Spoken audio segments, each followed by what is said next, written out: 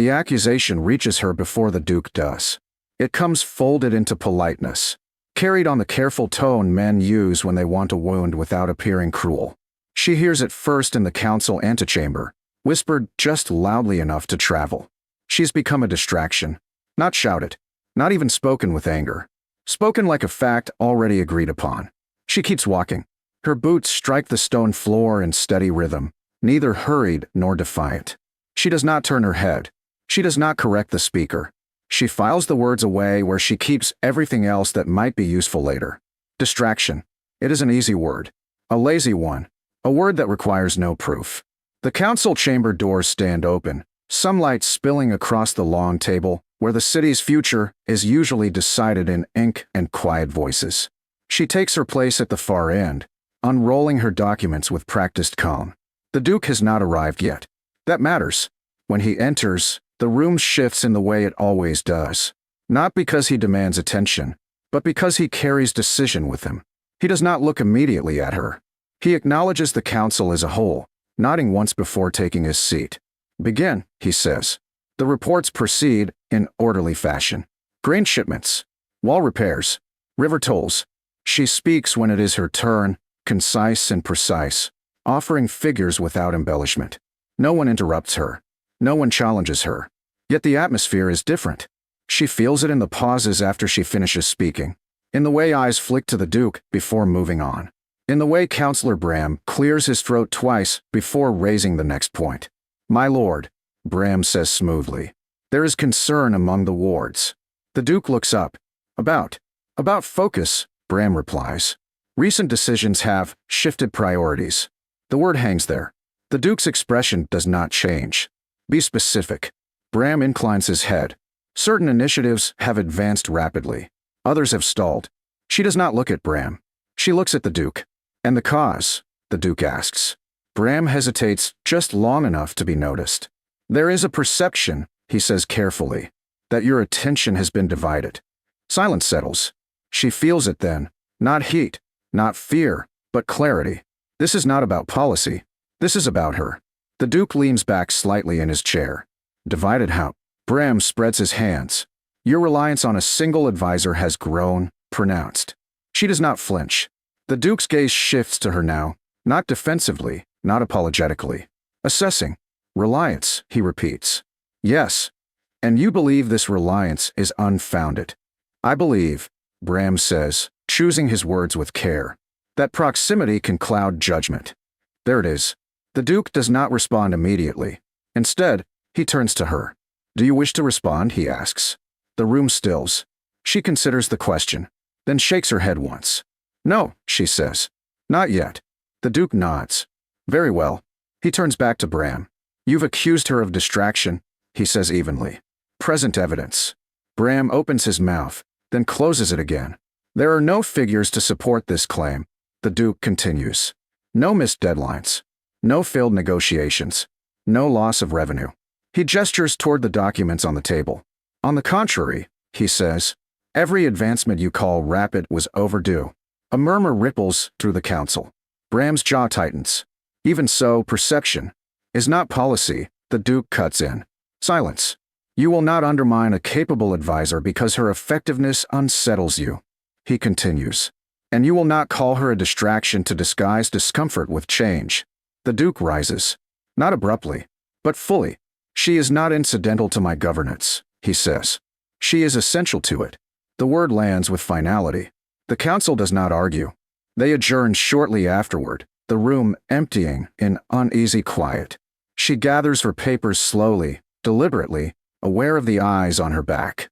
When she steps into the corridor, she exhales for the first time. The Duke follows. Walk with me, he says.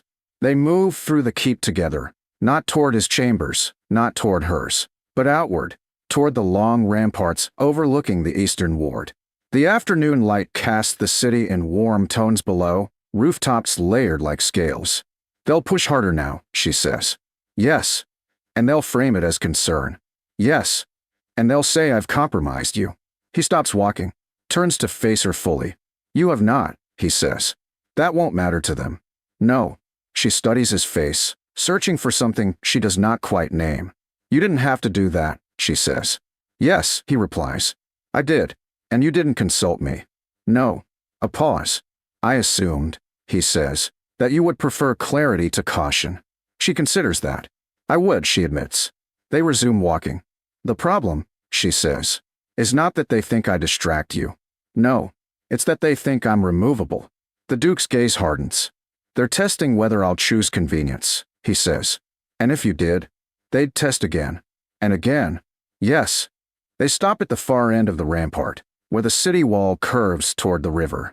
The wind lifts her hair slightly, tugging at the edge of her cloak. This will cost you, she says quietly. Yes. And it will cost me. Yes. She turns to him. You're choosing friction. He meets her gaze steadily. I'm choosing function, he says. Friction is a side effect. She lets out a breath that is half a laugh. You're not wrong, she says. But you're also not safe. No, he agrees. Neither are you. A messenger approaches from the stair, stopping several paces away. My lord, he says. A delegation from the Western guilds has arrived. The Duke nods. Send them in an hour. The messenger hesitates. They asked specifically whether she would be present, the Duke finishes. Yes. The Duke does not look at her when he answers. She will, he says. The messenger bows and withdraws. She watches him closely now. You're escalating, she says.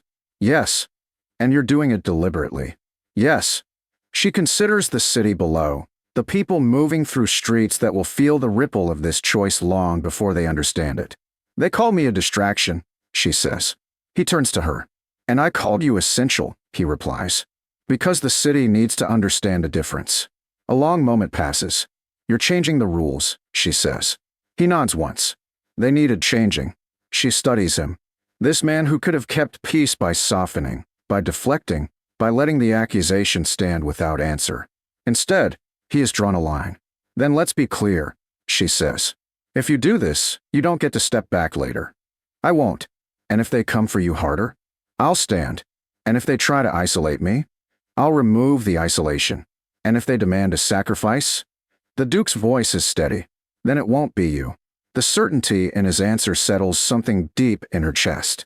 The bells begin to ring below, marking the late hour. The city moves on, unaware that its balance has just shifted. They'll say you chose me over stability, she says. Yes. And that you let the city talk. Yes. She turns toward the stairs, already thinking through what comes next. Good, she says. Because I intend to give them something worth talking about. He watches her for a moment, then follows. Side by side. The offer arrives wrapped in courtesy. It is delivered the next morning by a delegation that smiles too easily and bows too low, their voices smooth with practiced reassurance. They request a private audience with her, not the Duke. That detail matters. She receives them in the smaller audience room overlooking the inner court, sunlight spilling across the stone floor. 2 guards stand at a respectful distance. The Duke is elsewhere, deliberately so. He did not arrange this meeting. He allowed it. That is a distinction she recognizes immediately. My lady, begins Master Helvine, the senior guild speaker, folding his hands as if in prayer. We wish to speak plainly. Then do, she replies, taking her seat without ceremony. They exchange glances, calculating, cautious. There is concern, Helvine says, that recent tensions have been misinterpreted. She lifts an eyebrow. By whom? By the city, he replies smoothly. By those who depend on stability. And you've come to clarify, she says. To resolve, Helvine corrects gently. She waits. We recognize your competence, he continues. No one disputes your capability. The issue is perception. There it is again. Perception. You stand too close to power, another delegate adds. It unsettles people. She smiles faintly. So does power. Helvine clears his throat. We propose a solution that preserves your influence while easing unrest. Go on. A new office, he says. Independent. Well-funded. Removed from daily governance. Removed. You would lead it, he continues quickly. Prestige. Authority. Autonomy. She leans back slightly. And distance. Discretion, he says. And visibility, she asks. Helvine hesitates. Limited. The room grows quiet. You're offering me safety, she says. Yes. Without impact. Without controversy. She considers them, the careful phrasing, the calculated generosity. And in exchange, she says. The Duke keeps the peace. Yes, Helvine says, relieved. This would allow him to reassure the wards without losing face. She nods slowly. You're asking me to step away? She says. Voluntarily. Yes. And you think I'll accept, she adds, because it looks like promotion. Helvine smiles. Because it is. She stands. The movement catches them off guard. You've mistaken me, she says evenly. I don't need insulation. I need access. Helvine's smile falters. Access creates friction. Yes, she agrees. And friction reveals truth. Another delegate speaks, voice tight. You're being unreasonable. She meets his gaze. You're being afraid. The room stiffens. You should consider what refusal costs, Helvine says quietly. She inclines her head. I have. She leaves them there, their solution collapsing under the weight of its own assumptions. She finds the Duke in the map hall an hour later, sleeves rolled, studying routes marked in charcoal. He looks up as she enters, reading her expression instantly. They came to you, he says. Yes. And offered distance. Yes. He nods once. And you refused. Yes. He does not smile. Good, he says. She steps closer, lowering her voice. They framed it as protection. And you recognized it as erasure. Yes. They'll try another angle, he says. Soon. She glances at the maps. Through whom? Through me, he replies. Or through you. Or through someone we both care about. The answer chills her more than the threat itself. That afternoon, the pressure shifts. Not publicly. Privately. A letter arrives from the Southern Alliance, requesting clarification on recent governance changes. A trade caravan is delayed at the river crossing. A long-standing supplier suddenly demands renegotiation. Nothing overt. Everything coordinated. They're testing limits, she says as they review the reports together. Yes. And timing. Yes. She studies the figures. If this continues, the city feels it in a week. 5 days, he corrects. She looks up. Then we don't wait. No, he agrees. They move through the city together that evening. Not announced, not hidden. Through the eastern ward, past the workshops and narrow streets, where lanterns glow and voices rise in familiar rhythms. She feels the eyes on them again. Not hostile, not reverent. Assessing. She walks with him. A voice murmurs. She's still there, another replies. They stop at a cooper's shop where the owner greets them with cautious respect. My lord, he says. My lady. The title catches, and used, unrequested. She does not correct it. They speak with artisans, traders, ward leaders. Not speeches. Conversations. The Duke listens. She asks questions. They make notes. They promise nothing they cannot deliver. By the time they return to the keep, the city has shifted, just slightly. Enough to matter. You're anchoring, he says quietly as they climb the inner stair. So are you, she replies. That night, another offer arrives. This one addressed to the Duke. He reads it once, then hands it to her. They want me to name a regent, he says. Temporarily. Her brow furrows. For what purpose? To cool tensions, he replies. While I reassess priorities. And the regent would be? Bram. She exhales sharply. Of course. And in exchange, he continues, they guarantee trade stability and public support. She meets his gaze. They want you to step back. Yes. And let them undo this quietly. Yes. He watches her carefully now. I want your assessment. She does not answer immediately. Accepting buys time, she says. And costs authority. Yes. Refusing escalates. Yes. And choosing neither? He waits. Choosing neither, she continues, means creating a third path they didn't anticipate. His eyes sharpen. Which is? Visibility, she says. Again, but broader. He considers. A public accounting. Yes. And a structural change. Yes. He nods slowly. I was thinking the same. The announcement comes the next morning. An open assembly. Not the square. The river steps. Accessible. Unavoidable. The Duke stands before the city and announces a new council. Expanded, cross-ward, temporary but empowered. He names her as its coordinator. Not symbolic. Operational. The reaction is immediate. Some cheer. Some shout. Some walk away. But no one can claim secrecy now. They'll say you've doubled down, she says quietly as the assembly disperses. Yes. And that you've chosen conflict. Yes. She studies him. And you're still standing. Yes. She steps closer, lowering her voice. They call me a distraction. He meets her gaze steadily. And I called you essential, he says. Now they have to deal with the proof. The city buzzes with argument that night. Taverns fill. Debates ignite. Alliances shift in real time. But something else happens too. The pressure fractures. Not everyone follows the same line. Not everyone agrees to punish. By dawn, the delayed caravan moves. By midday, a guild reopens negotiations. They're splintering, she says. Yes, he agrees. Because this isn't about you. She looks at him. It never was, he continues.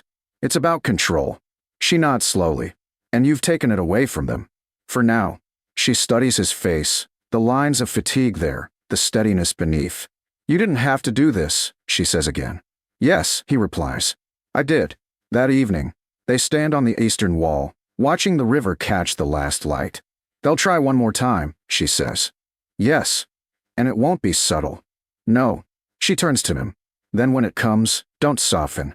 He meets her gaze. I won't. The bells begin to ring, marking the hour. The city listens. And somewhere beneath the noise, the accusation that began all of this, distraction, has begun to sound hollow. The ultimatum arrives at noon. This time, it is not disguised as courtesy. It is written plainly, signed by names that carry weight, and delivered openly through the city watch, so there can be no confusion about intent or audience. She reads it once, then again, then hands it to the Duke without comment. He scans the page slowly, his expression tightening only once, at the line that matters most. They want you removed from the council, he says. Yes. And they've set a deadline. Yes. He looks up at her. By nightfall. She nods. Or they withdraw all cooperation. Trade, he continues. River access.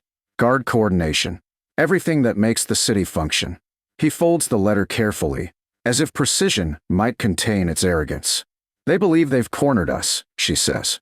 They believe, he replies, that I'll choose quiet survival over visible defiance. She studies him. And they believe I'll accept being sacrificed for the sake of stability.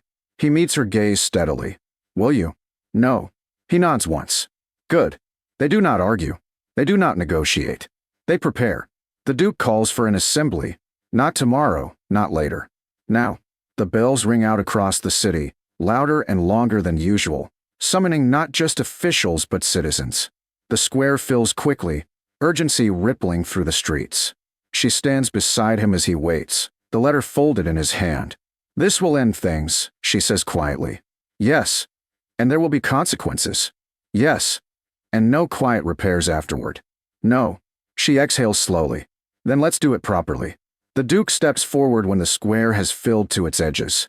He does not raise his voice. He does not posture. He holds up the letter. This, he says calmly, was delivered to me today. A murmur ripples through the crowd. It demands that I remove a capable leader from governance, he continues, in exchange for cooperation. Boos rise now, scattered but sharp. He lifts a hand, and they fall silent. The reason given, he continues, is peace. He pauses. I reject the premise, he says. The crowd leans forward, collectively holding breath. Peace that demands silence, the Duke continues, is not peace. It is obedience enforced by inconvenience. He turns slightly, gesturing toward her, not introducing, not elevating, simply acknowledging presence. They called her a distraction, he says.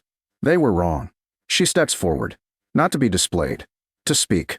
I was offered safety, she says clearly, in exchange for absence. The square listens.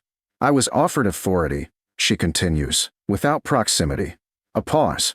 That is not authority, she says. That is containment. Murmurs ripple outward. She looks across the faces, workers, traders, guards, families. I stand here because the work I do affects you, she says. And because hiding me would not protect the city. The Duke resumes. I was asked to choose peace, he says. I choose responsibility. He unfolds the letter and tears it cleanly in half. Then again, the sound carries. Gasps. Shouts.